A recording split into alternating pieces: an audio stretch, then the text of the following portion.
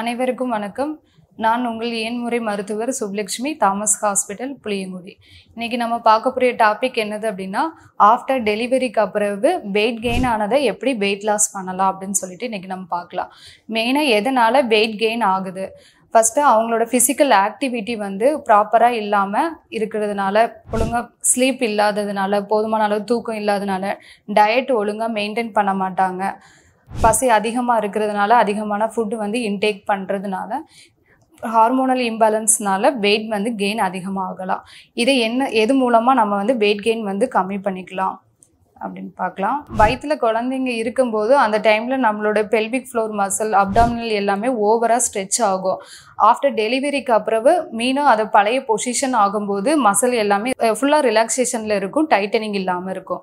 அப்போ அந்த டைத்தில் நம்ம என்ன மாதிரி எக்ஸசைஸ் பண்ணலாம்னா, பெல்விக் ஃப்ளோர் மசில் எல்லாமே ஸ்ட்ரென்தனிங் பண்ணணும், கோர் மசில் ஸ்ட்ரென்தனிங் எக்ஸசைஸ் அந்த மாதிரி பண்ணணும். மெயினாக எந்த இடத்துலலாம் வெயிட் கெயின் அதிகமாகும் அப்படின்னா, லோவர் அப்டாமினலையும் பெல்விக் மசில்லையும் தைலையும் அதிகமாக வெயிட் கெயின் ஆகும். மெயினாக அந்தந்த மசிலை ஃபோக்கஸ் பண்ணி ஸ்ட்ரென்தன் பண்ணிட்டோம் அப்படின்னா அந்த வெயிட் கெயின் வந்து நம்மளால் ரெடியூஸ் பண்ண முடியும். பிரெஸ்ட் ஃபீட்காகவே வந்து நம்மளோட பாடியில் 2 to 5 kg வெயிட் வந்து கெயின் ஆகும். அதை நம்ம பிரெஸ்ட் ஃபீட் பண்ணுறதுனால அந்த கலோரிஸ் எல்லாமே பர்ன் அவுட் ஆக ஆரம்பிக்கும். எந்த டைப் ஆஃப் டெலிவரிக்கு நம்ம எந்த எக்ஸசைஸ் எந்த வீக்லேருந்து நம்ம ஸ்டார்ட் பண்ணலாம். ஃபஸ்ட்டு நார்மல் டெலிவரியாக சிசரியனா ஃபஸ்ட்டு நம்ம பார்க்கணும்.